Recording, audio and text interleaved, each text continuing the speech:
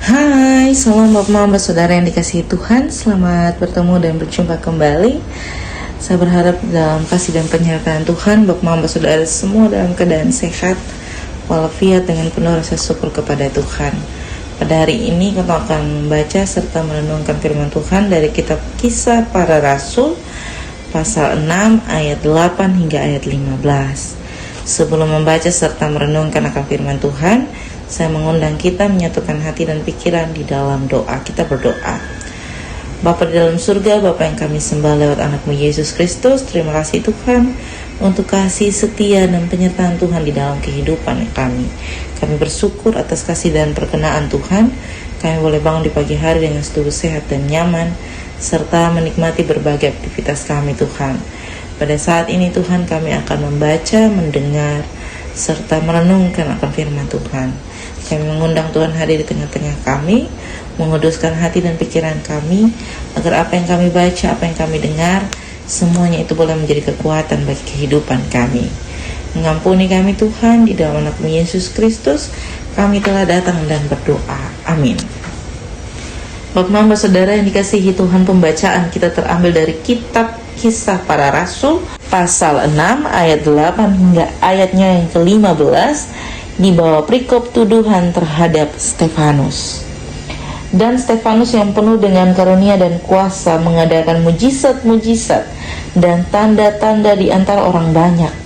Tetapi tampillah beberapa orang dari jemaat Yahudi yang disebut jemaat Libertini. Orang-orang jemaat itu adalah orang-orang dari Kirene dan dari Alexandria, bersama dengan beberapa orang Yahudi dari Kilikia dan dari Asia. Orang-orang itu bersoal jawab dengan Stefanus, tetapi mereka tidak sanggup melawan hikmatnya dan roh yang mendorong dia berbicara. Lalu mereka menghasut beberapa orang untuk mengatakan, kami telah mendengar dia mengucapkan kata-kata hujat terhadap Musa dan Allah. Dengan jalan demikian, mereka mengadakan suatu gerakan di antara orang-orang banyak, serta tua-tua dan ahli-ahli Taurat. Mereka menyergap Stefanus, menyeretnya dan membawanya ke hadapan mahkamah agama. Lalu mereka memajukan saksi-saksi palsu yang berkata, orang ini terus-menerus mengucapkan perkataan yang menghina tempat kudus ini dan hukum Taurat. Sebab kami telah mendengar dia mengatakan bahwa Yesus orang Nazaret itu akan merubuhkan tempat ini dan mengubah adat istiadat yang diwariskan oleh Musa kepada kita. Semua orang yang duduk dalam sidang mahkamah agama itu menatap Stefanus. Lalu mereka melihat muka Stefanus sama seperti muka seorang malaikat. Demikian jawaban firman Tuhan yang dikatakan, berbahagia adalah setiap kita yang tidak hanya membaca, mendengar, tetapi mau melakukan dalam kehidupan kita hari lepas hari. Salam Bapak Mama Saudara yang dikasihi Tuhan. Hari ini kita mau belajar dari kisah atau tokoh yang penting, yakni Stefanus. Bapak Mama Saudara yang dikasihi Tuhan, ketika kita membaca dan merenungkan akan ini firman Tuhan, kita melihat bahwa Stefanus ditolak di sana karena dia betul-betul penuh dengan kasih karunia daripada Allah. Penolakan itu terjadi ketika jemaat Libertini atau orang-orang dari Kirene dan dari Alexandria bersama-sama dengan orang dari Asia itu merasa bahwa mereka tidak dapat melakukan yang sama seperti Stefanus. Ada muncul iri dengki karena Stefanus dipenuhi oleh kasih karunia Allah. Bapak Mama Saudara yang dikasihi Tuhan, yang kita pelajari dari tokoh Stefanus, ketika ia dibawa ke mahkamah agung, dia dipertanyakan, disoroti, ketika dia diberikan saksi-saksi palsu, bahkan kesaksian-kesaksian palsu, dia tetap tegar, dia tetap berbicara, dia tetap menyatakan kasih karunia Allah di dalam kehidupannya dengan mempertontonkan bagaimana mereka harus melihat dia. Ayat 15 sebagai pertontonan di mana Allah menyertai orang-orang yang berani menghadapi tantangan di dalam setiap hiruk pikuk kehidupannya. Bapak Mama Saudara yang dikasihi Tuhan, Allah betul-betul menunjukkan kuasanya melalui Stefanus, kuasa yang begitu besar sampai ia dilihat seperti malaikat.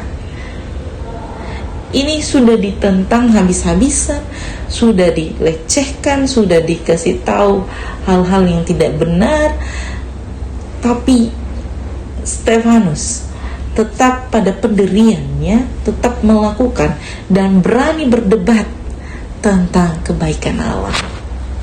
Ini sebuah contoh yang sangat luar biasa. Bapak Mama Saudara yang dikasihi Tuhan, ketong kalau menghadapi orang-orang besar, ketong pun iman dong langsung cute, langsung kecil. Karena apa?